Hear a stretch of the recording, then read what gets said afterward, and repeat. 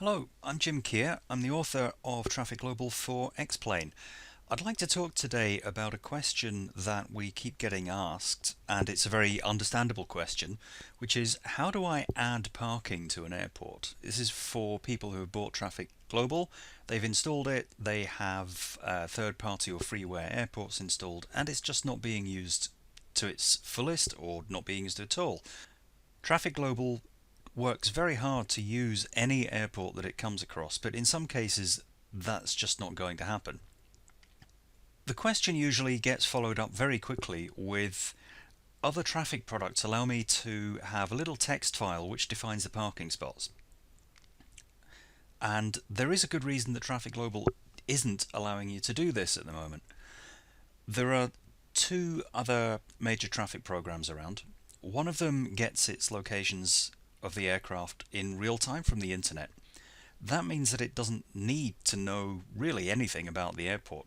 It needs to know where the parking is so that it can animate the aircraft shutting down and starting up, yes, but it doesn't need to know the detail about the runways and the taxiways and all of that kind of stuff. Traffic Global does, because it doesn't rely on getting external information about the aircraft's locations. That means it needs to understand the airport fully. It does need to have all of the information about parking, what types of aircraft can use the parking, what the restrictions are on that. Maybe there's airline or size restrictions. It needs to know where the taxiways are. Are they one-way, two-way? What's the largest size of aircraft that's on them? There's a lot of extra information there. Now, the good news is that for all of the default X-Plane 11 airports, this is all defined. It's all there automatically for free. You don't need to do anything to use it. Older X-Plane 10 airports, and there are still quite a number of those in XP11, they are a bit more of a problem. But those aren't what we're talking about today. It's how to remedy the situation where you have a third-party airport, a downloaded airport, which doesn't have the parking being used that you would like. Now, the answer to this is, drama reveal, we use WED. If you haven't come across WED, stop running away now. It's not nearly so scary as people seem to think it is. World Editor is what WED stands for. It's basically an airport editor provided by Laminar Research, yes, the same people that write X-Plane, and it's available for free for anyone to use. It's just a download from their website.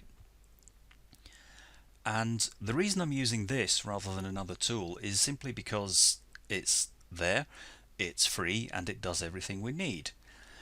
It would, in theory, be possible to define another file format which mirrors all of the information that is in the default X-Plane 11 airports, but that means writing another tool from scratch to do practically the same as this one does, to store things in a file which is practically the same that this one produces. So it's important to keep the airport definitions as close to identical as possible. So rather than using a separate file, a sidecar file they're called, which sits alongside an airport definition, if you change the airport definition itself, then anything that uses that will be seeing the same airport. What this means is that X-Plane has a view of the airport which is identical to the one that Traffic Global is using.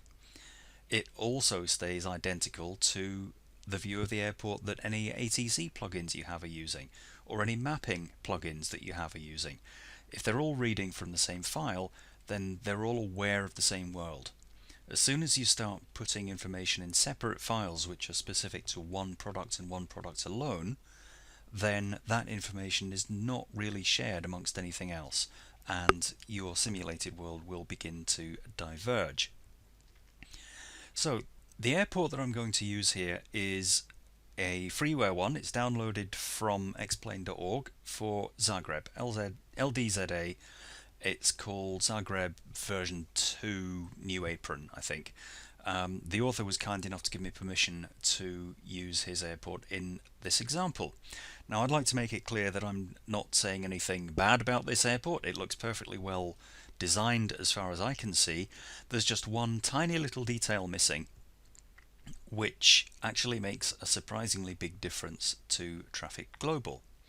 Now what we'll do just now that I've opened this up, is quickly flick across to the simulator and we'll see what that problem is. You can see that we are at Zagreb and there are indeed no planes there.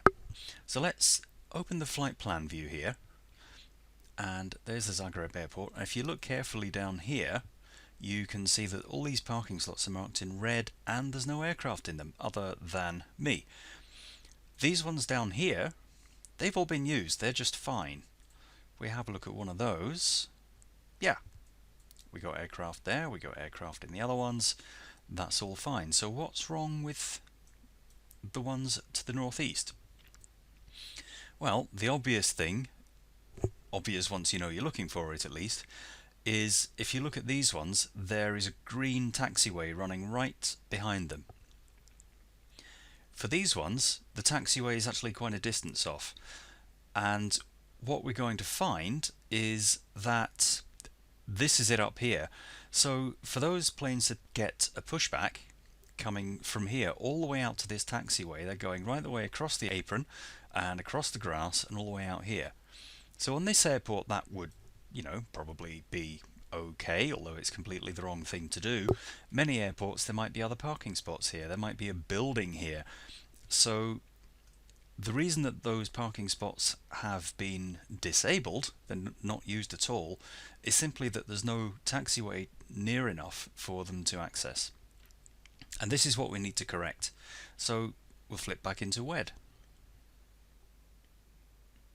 Okay, so how are we going to fix that?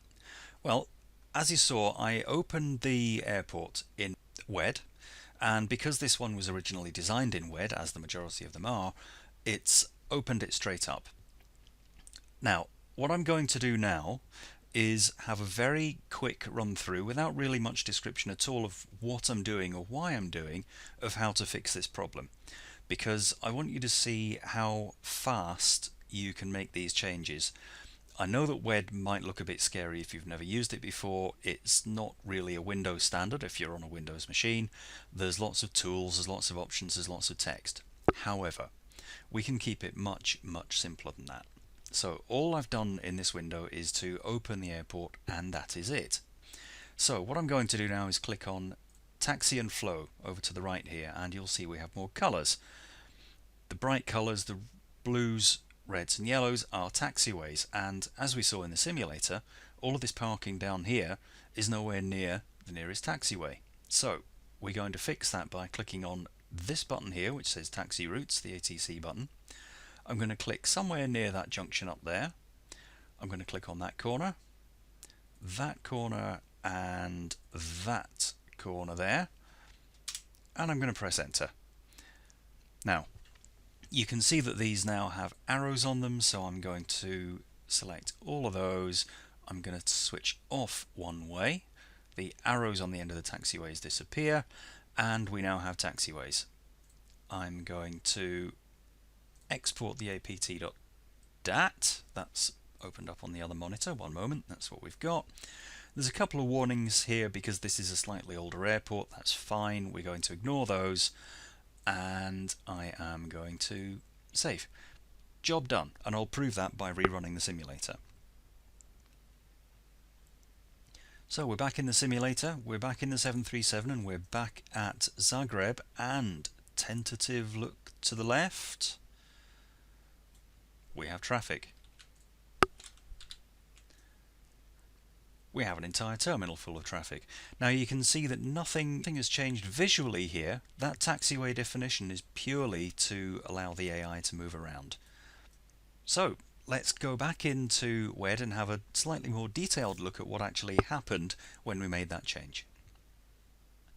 Okay, so we're back in WED. Let's run through that a little more slowly so that we can see exactly what it is that's being done. As before, we click on Taxi and Flow in this panel. What that's doing is telling WED which part of the airport you're interested in, and it is the taxiways that we're interested in.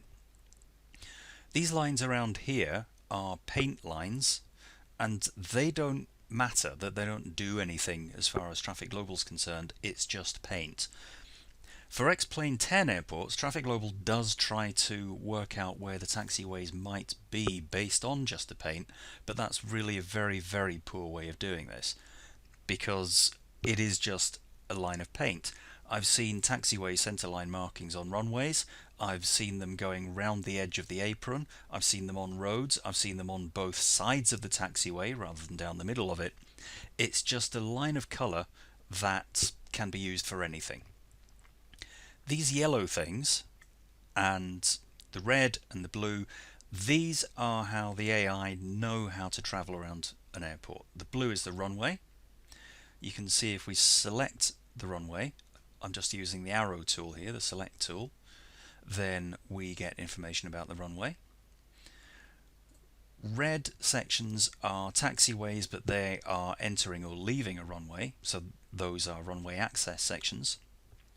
And the yellow is a simple standard taxiway. So all we did to fix the problem and make all of this parking accessible is to enable the taxi route tool. Now we can define these things at the top, so I'm going to switch off the one-way option. We allow aircraft. It's not a runway access zone, it's not a departure zone, it's not an arrival zone. We're not using ILS on this, and we are going to allow Class E aircraft. These are different size classes. Class A is tiny things, Cessna Caravan, things like that, right the way up to Class F, which is the likes of the A380.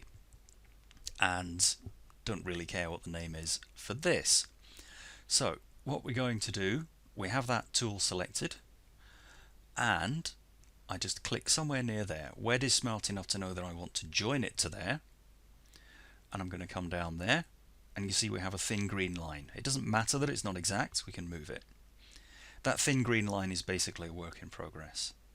So I come down there, and we have another thin green line, and we come up there, just on the edge of the display, and we have the final thin green line. Now all I need to do to finalize that taxiway, as I did before, is press enter on the keyboard. Now, I said that it didn't really matter that these weren't quite in line, so what we're going to do is come back to the selection tool there, the arrow, and you can see that we can now drag those two taxiways around and they follow each other. So I'm just going to use the paint lines to line that up a bit more accurately. It doesn't matter that this is a sharp corner, the aircraft aren't going to taxi down here and just suddenly do a 90-degree turn there. These will all be smoothed between. You can see that the original ones, they all have 90-degree corners as well. So let's just move the other corner of that so that it matches.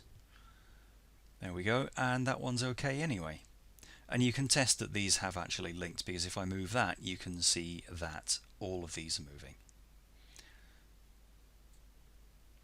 So if we just check in the panel down on the right here, you can see that we do have those three new taxiway sections defined. It's a taxi route, yes. It's not locked, it's not hidden. We allow aircraft. It is not a one-way taxiway. You're perfectly happy to do one-way taxiways if that makes sense. It's not a runway, and it allows size E or smaller aircraft. That's it. It's no more complicated than that. If you can click 3 or 4 times on the screen, that's about all you need to do. Now obviously this was a simple case, but you may well find that if your favourite airport isn't being used, there isn't that much more to fixing it than this. If you do really genuinely need to add parking, then these are the parking slots. You can see that these also, you simply click on it, you have the information appearing down here under taxi and flow. Name, it's used for display, doesn't really matter. We have latitude and longitude, which is defined simply by clicking on screen. You can change the heading just by typing over a number there. It's a gate type. We allow jets of size E or smaller. and the ramp operation thing generally set to none, but you can restrict it to GA, airline, cargo or military if that's what you wish. So if you have a cargo terminal, you can set that to cargo.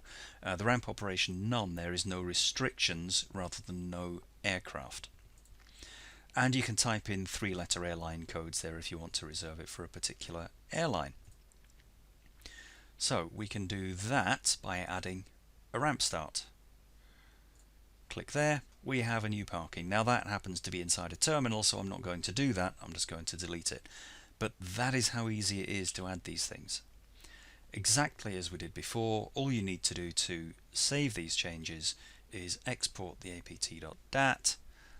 Let me just bring that over again. These two warnings here are specific for this airport. You can read up about those online. Basically it's just saying it's slightly older than X-Plane 1135. That's a separate problem which I'm not going to talk about on this video. So we are going to ignore that. We're going to save it and close down. As you've seen, that's perfectly usable already in the simulator. There's nothing more to it than that. So I hope this has been of use. I hope that you don't find that you have to modify very many airports, but if you do, this is usually all you need to do to bring your favourite airport up to scratch. Thanks very much for watching.